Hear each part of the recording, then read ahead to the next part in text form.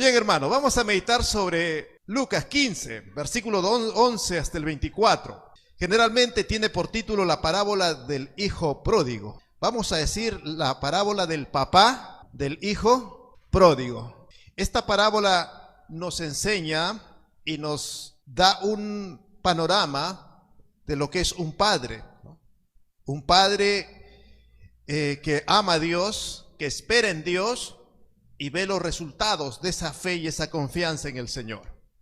Comienza esta parábola diciendo: también dijo Jesús, un hombre tenía 2 hijos, otros tendrán 3, amén, 4, 5, 6, no sé cuántos, los necesarios. Dios nos dará los hijos necesarios para poder cumplir ese propósito, ser moldeados a la imagen de Él. Cada uno con un carácter diferente. En cada momento vamos a vernos reflejados en ellos. Dice, se parece a su papá, se parece a su mamá. Pero no solamente las características físicas, sino también el carácter, ¿no? Muchas cosas vamos a ver, ¿no? Reacciones.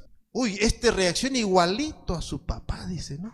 Y nos vemos reflejados en los hijos, hermano. Algunas cosas que nos exasperan de nuestros hijos van a ser el mismo reflejo nuestro. Vamos a meditar y vamos a pensar, ¿así era yo? ¿O así soy yo? Necesito cambiar. Señor, ayúdame. Son como un espejo en el cual veremos aquello que necesitamos ser perfeccionados, ser moldeados a la imagen de Cristo. Tenía 2 hijos este hombre, este padre. Y ocurre un incidente ahí. Algo se refleja.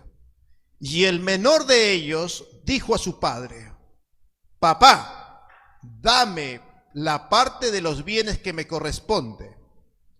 Y les repartió los bienes el papá. Parece tan simple esto, ¿verdad?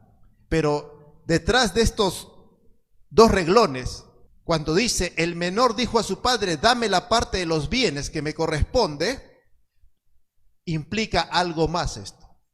Implica un acto de rebeldía al padre. Un hijo rebelde que quiere la herencia ya. Pero la herencia sabemos que se da cuando el padre muere, correcto. Pero este quería ya la herencia. En los tiempos antiguos esto era un escándalo tremendo, una deshonra tremenda. Hoy en día nos escandaliza también. También nos escandaliza que alguien venga a exigir al papá que quiere su parte. Vende la casa y dame la parte. Haz un préstamo al banco y dame lo que me corresponde. Es un escándalo hoy en día. En esos tiempos, mucho más grande escándalo. Y de hecho, el papá no dijo: ah, ya, toma, hijo. No fue así. Pasaron muchos días. El padre tratando de convencer al hijo, exhortando al hijo a que cambie de actitud. Pero al parecer el hijo se mantuvo terco, contumaz. No, quiero mi plata, quiero ser libre, quiero ser independiente, quiero irme a vivir fuera de la casa para que no me controlen. ¿Para qué quería irse fuera? Para dar rienda suelta a toda la naturaleza pecaminosa que estaba en el corazón. Había un hijo rebelde y otro menos rebelde. Había un hijo obediente y otro menos obediente. Y eso es lo que se presenta. Esa diversidad va a haber en cada hogar, hermano. Como padres tal vez haremos lo suficiente o no lo suficiente, lo que mejor podamos hacer como padres. Y si somos cristianos, mucho más todavía. Y hasta nos vamos a sentir frustrados en algún momento. Usted va a decir: ¿qué pasó? ¿Dónde fallé? Usted hizo todo lo que pudo con buen corazón, solo que hay una naturaleza pecaminosa que va a estar ahí. En todos. En unos brotará más, en otros estará reprimida. Y en otros, cuando venga Cristo, pues será sujetada a los pies de Cristo. Y eso tenemos que cada uno de nosotros como padres buscar, orar para que nuestros hijos entreguen su vida al Señor. No basta que vengan a la iglesia. No basta que crezcan en la iglesia. No basta que conozcan la Biblia. Es importante y ese es nuestro deber. Nuestro deber, aparte de eso, es presentarles a Cristo como su Señor y Salvador. Entonces, El padre no se quedó con los brazos cruzados, tuvo que exhortar, hablar. Este padre representa al Padre Celestial también espiritualmente hablando. Así como el Padre con su pueblo. Dice que cuando Israel se reveló como hijo de Dios, Dios le envió profetas, sabios, escribas para que le hablen. Pero ni aún así el pueblo de Dios enderezó sus caminos. Y muchas veces Dios va a permitir eso. Y no se rompa la cabeza, más bien busquemos más al Señor. Este padre, por más que quiso hacer todo lo que pudo, en sus fuerzas, se le agotó sus fuerzas y tuvo que repartir los bienes. Repartió los bienes, pero vamos a ver cómo este hijo comienza a mostrar los síntomas del pecado. Como padre vamos a tener que bregar, vamos a tener que tratar con diferentes caracteres, tal vez en etapas de nuestros hijos, en áreas de nuestros hijos. Uno es obediente en un área, pero en otra es un poco desobediente. No es 100% completo, pero eso es lo que Dios está permitiendo en nuestras vidas para moldear nuestro carácter a la imagen del carácter de Cristo. Este padre de la parábola tuvo que ir a Dios. Creemos que estuvo orando todo ese tiempo que el hijo se va. No, hay veces en que no puede hacer nada ya y simplemente deja que haga. Pero no es un dejar hacer así simplemente, ya quieres, ya toma. No, hay una lucha tremenda. Hay una lucha y un esforzarse del padre por detener a su hijo. Nos hace recordar lo que dice Romanos 1:24. Dios como padre con la humanidad dice, por lo cual Dios también lo entregó a la inmundicia en las concupiscencias de sus corazones, de modo que deshonraron entre sí sus propios cuerpos. Dios toda la vida se ha estado revelando a su creación, la humanidad, a través de las cosas hechas, a través de la conciencia, a través de poner sus leyes en el corazón. Pero el hijo, que es la humanidad, sacando como el padre, siempre se desvía, y llega un momento que Dios lo abandona a que la humanidad haga lo que lo deseo de su corazón quiere, ante tanta rebeldía. Esto, algo así pasó con este padre de la historia. Intentó, luchó, pero llegó un momento en que tampoco lo puede amarrar. Hay padres, familias en que van a tener que pasar por esto.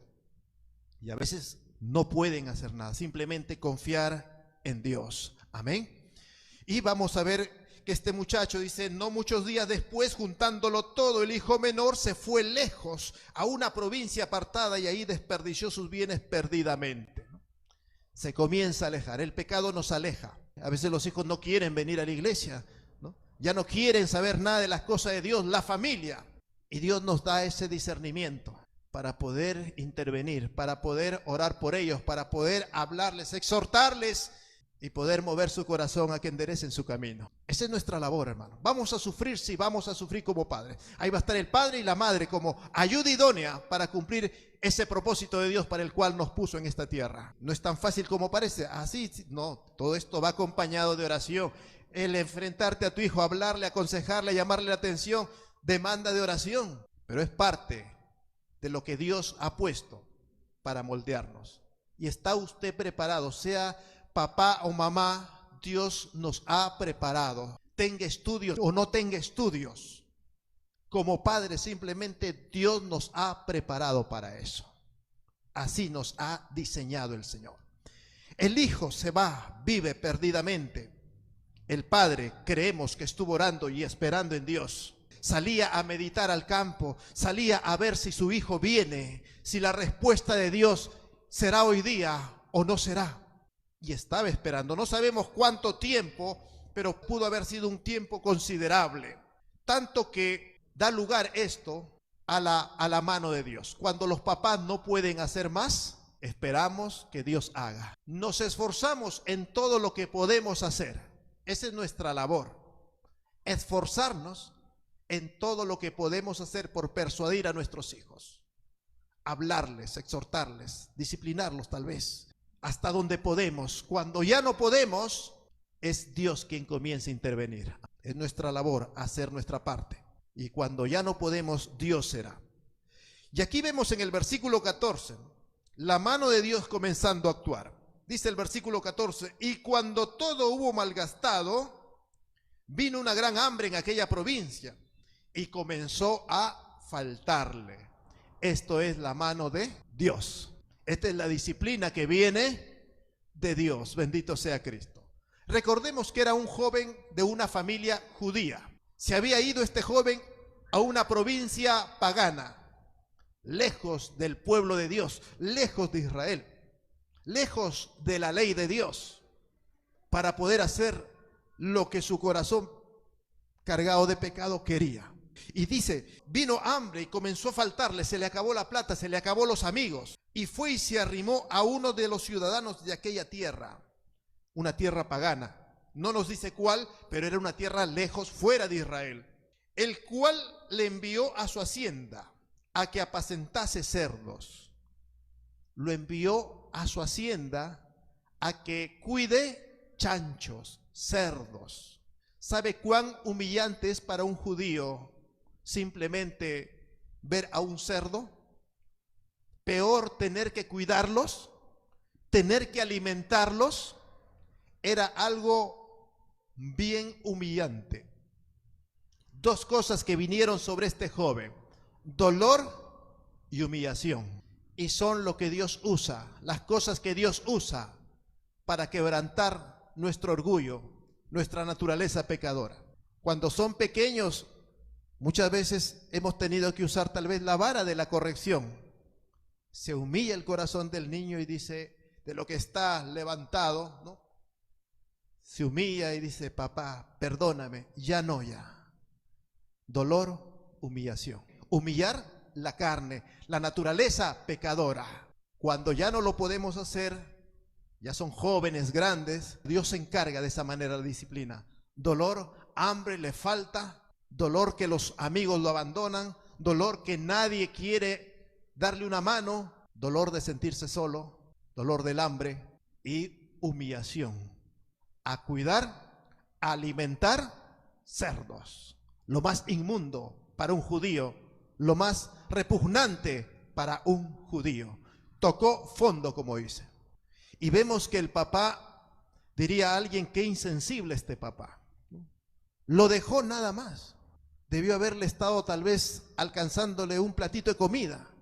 Que un siervo vaya ahí cuando le falte, que le dé un platito de comida. Cuando le falta ropa, que le dé una ropita, una frazadita. ¿Hizo eso el papá? No, ¿verdad? No. Si no, hubiese estado tal vez poniendo tropiezo a la mano de Dios.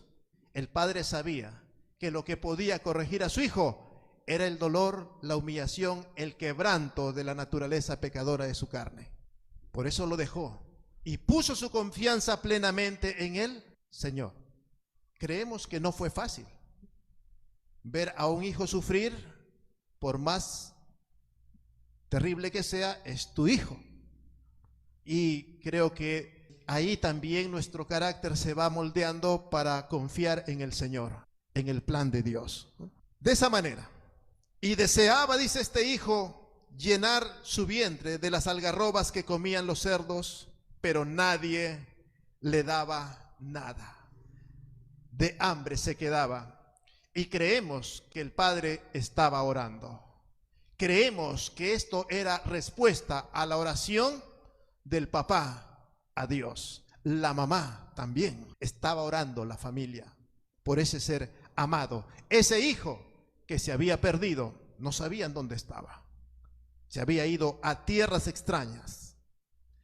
Luego de la humillación, el dolor, viene la reflexión. Y eso ocurre. Y eso es lo que vemos acá en el versículo 17. El joven, este muchacho, comienza a reflexionar. Y volviendo en sí dijo, comienza a despertar. Dice, ¿cuántos jornaleros en casa de mi padre tienen abundancia de pan? Y yo aquí perezco de hambre. Me levantaré e iré a mi padre y le diré, Padre, he pecado contra el cielo y contra ti. Ya no soy digno de ser llamado tu hijo, hazme como uno de tus jornaleros. La palabra de Dios. He pecado contra el cielo y contra ti.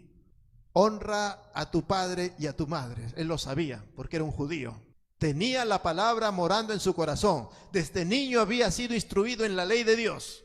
Llegaría un momento en que germinaría esa semilla y daría su fruto. Ese era el momento. La palabra había sido sembrada durante muchos años. El papá tal vez dijo, trabajé en vano. No trabajó en vano. No fue en vano el trabajo. Papás, no es en vano. Mamás, no es en vano el trabajo. Aunque parezca que no da resultado. Aunque le digan papá malo, mamá mala, no es en vano. Es bueno lo que hacemos como padres, instruyendo, exhortando, frenando muchas veces, obstruyendo su camino muchas veces, ganándonos tal vez la enemistad del hijo, pero a la larga dará su fruto. Más vale que nos digan papá malo que mal padre. Mejor es ser papá malo, mamá mala, que mal padre o mala madre. Dios nos ayude, hermanos, en esto. Dios nos ayude. La palabra dio su fruto, ¿no? Con humillación, reflexión, arrepentimiento. He pecado contra Dios en primer lugar y contra ti. Y levantándose el muchacho, vino a su padre. Comenzó el camino de vuelta a casa. Y cuando aún estaba lejos, lo vio su padre. Parece que el padre estaba siempre con su visión al horizonte, viendo el día que mi hijo vuelva. Mi hijo va a volver.